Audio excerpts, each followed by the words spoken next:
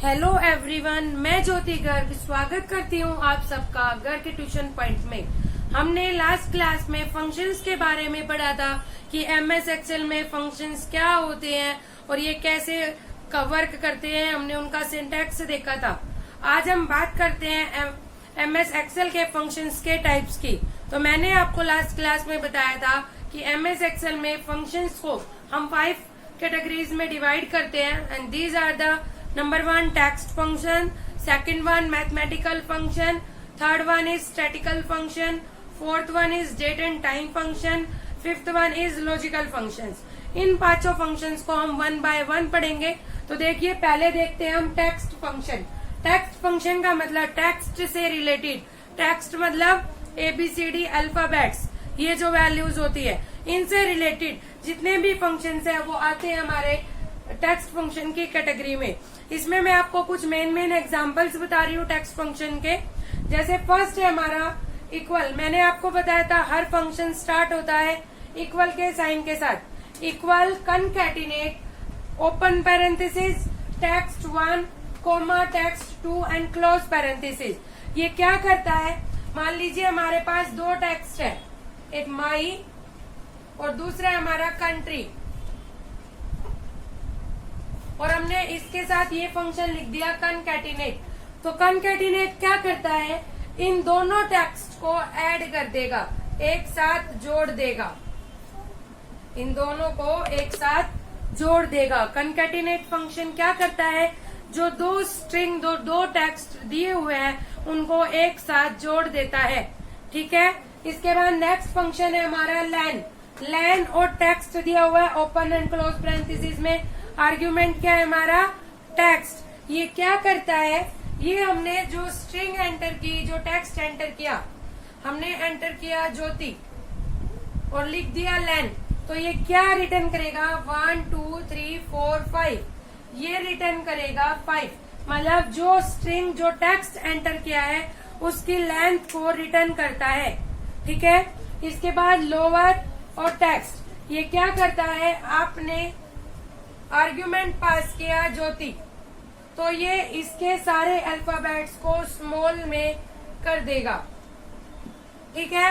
आपने जो स्ट्रिंग या जो टेक्स्ट एंटर किया उसके सारे अल्फाबेट्स को स्मॉल में कन्वर्ट कर देगा, स्मॉल अल्फाबेट्स में कन्वर्ट कर देगा। ठीक है। तो लोअर क्या करता है, लोअर और आर्ग्यूमेंट टेक्स्ट, ये क्या होते हैं, जो ओपन और क्लोज पैरेंथेसिस में होते हैं आपके आर्ग्यूमेंट्स। ठीक है। इसके बाद नेक्स्ट है हमारा अपर। आपने लिखा अपर और ओपन एंड क्लोज पैरेंथेसिस में कुछ भी स्ट्रिंग लिख दी कंट्री, तो आपने जो आर्ग्यूमेंट जो टेक्स्ट पास किया है उसको अपर में, अपर अल्फाबेट्स में कन्वर्ट कर देगा। सारे के सारे अल्फाबेट्स आपके कैपिटल लेटर्स में हो जाएंगे। ठीक है। इसके बाद नेक्स्ट है हमारा राइट टेक्स्ट एंड 3 2 जो भी आपने दिया, ये क्या करेगा, आपने एंटर किया, यहाँ पर लिखा राइट और आपने आर्ग्यूमेंट पास किया और यहाँ पर लिख दिया 3, तो हुआ क्या, 3 वर्ड्स छोड़ के, लेफ्ट के 3 वर्ड्स छोड़ के, 3 अल्फाबेट छोड़ के बाद के जितने भी अल्फाबेट्स हैं उनको प्रिंट कर देगा। ये स्टार्टिंग की पोजीशन 3 का मतलब लेफ्ट के 3 छोड़ दीजिए, बाद के जितने भी अल्फाबेट्स बचते हैं वो सारे लिख दीजिए। ठीक है। तो ये रिटर्न करेगा राइट, क्या रिटर्न करेगा, लेफ्ट के अल्फाबेट छोड़कर राइट के सारे अल्फाबेट्स को लिख देगा। इसके बाद आता है हमारा मिड।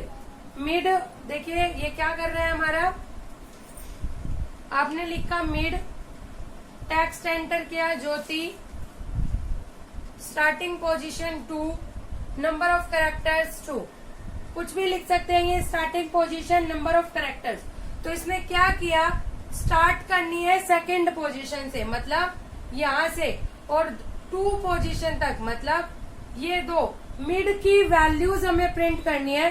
स्टार्ट कहाँ से होनी चाहिए, मिड कहाँ से स्टार्ट होना चाहिए, और कितने नंबर्स, कितने अल्फाबेट्स प्रिंट होने चाहिए। तो हमने लिखा सेकंड पोजीशन से स्टार्ट होना चाहिए, तो सेकंड पोजीशन पर क्या है, वाई, और 3 वैल्यूज 3 अल्फाबेट्स प्रिंट होने चाहिए। तो वाई के बाद के 3 अल्फाबेट वाई और टी, तो क्या आंसर आएगा हमारा YOT।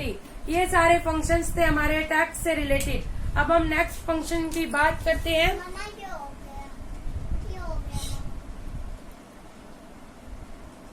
Mathematical functions. Mathematical functions मतलब जो मैथमेटिकल न्यूमेरिकल्स को कैलकुलेट करने के लिए यूज में लिए जाते हैं। फॉर एग्जाम्पल जैसे sum, product, division, mod, square root, ये सारी चीजें। तो देखिए कुछ एग्जाम्पल्स देखते हैं हम। सम नंबर 1, नंबर 2, नंबर 3, मतलब आपने लिखा सम और आपने वैल्यूज पास कर दी 7, 6, 5 और ये आपको क्या देगा, इन सब का सम करके आपको आउटपुट दे देगा। तो क्या आ जाएगा आपका आंसर 18। इसी तरह से प्रोडक्ट, आपने लिखा प्रोडक्ट 7, 6, 10, ये लिख दिया आपने और आपको इनका प्रोडक्ट करके आपको आउटपुट दे देगा। ठीक है, अब देखिए समझने वाली चीज क्या है, मोड। मोड क्या करता है, मोड आपका निकालता है, आप जब डिवाइड करते हैं तो देखिए जैसे आपने 10 को डिवाइड किया 3 से, तो क्या आंसर आएगा, 3 तो आपका क्वोशंट आता है और रिमाइंडर क्या आता है 1। अगर आप यहां लिखते हैं डिवाइड 10 and 3, तो आपका आंसर हमेशा आएगा क्वोशंट 3। और अगर आप यहाँ पर लिखते हैं मोड 10 and 3, तो आपका आंसर होगा डिवाइड ही, लेकिन जो रिमाइंडर आया वो। तो मोड आपको क्या बताता है, रिमाइंडर। आपका रिमाइंडर क्या आया ये आपका बताएगा आपको मोड। इसके बाद स्क्वायर रूट। स्क्वायर रूट मतलब आपने वैल्यू लिखी SQRT और यहाँ पर लिख दिया 4, तो 4 किसका स्क्वायर रूट है, 2 का, तो क्या आउटपुट आ जाएगा 2। इस तरह से MS एक्सेल में बहुत सारे मैथमेटिकल फंक्शंस हैं, आप ट्राई करके देखिए। अगर आपको नहीं आते समझ, कोई प्रॉब्लम है तो आप मुझे कमेंट करके बताइए। इतने हम नेक्स्ट फंक्शंस की बात करते हैं। Statistical functions. Statistical functions spreadsheet में डेटा को एनालाइज करने के काम आते हैं। इसमें हमें अगर एनालाइज करना है कि एवरेज क्या है नंबर्स का, मिनिमम क्या है, मैक्सिमम क्या है, ये सब फाइंड आउट करने के लिए इसको हम डिवाइड करते हैं स्टैटिकल कैटेगरी के अंदर। फॉर एग्जाम्पल अगर हमें एवरेज निकालना है, आप लिखते हैं एवरेज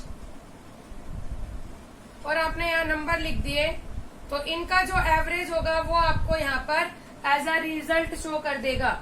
मैक्सिमम आपको इन नंबर्स के बीच में मैक्सिमम बताएगा कि मैक्सिमम कौन सा है, मिनिमम आपको मिनिमम बताएगा। अब आपके 2 टाइप के फंक्शंस बचते हैं, date and time and logical functions. ये सब हम नेक्स्ट क्लास में करेंगे, नेक्स्ट लेक्चर में। Thank you for today.